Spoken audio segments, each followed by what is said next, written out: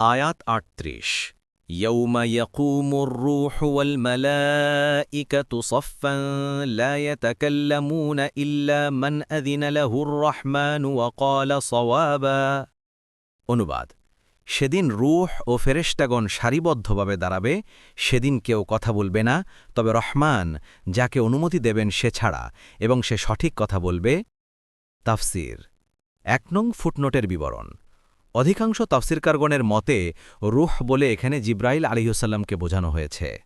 ইবনু আব্বাস রাদিয়াল্লাহু আনহুমা থেকে বর্ণিত আছে যে রূহ দ্বারা আল্লাহ তাআলার এক বড় আকৃতির ফেরেশতাকে বোঝানো হয়েছে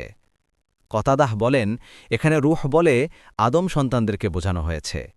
শেষোক্ত দুটি তফসির অনুযায়ী দুটি সারি হবে একটি রূহের ও অপরটি ফেরেশতাগণের আত-তাফসির আস-সহিহ ২ নং ফুটনোটের বিবরণ এখানে কথা বলা মানে শাফাআত করা বলা হয়েছে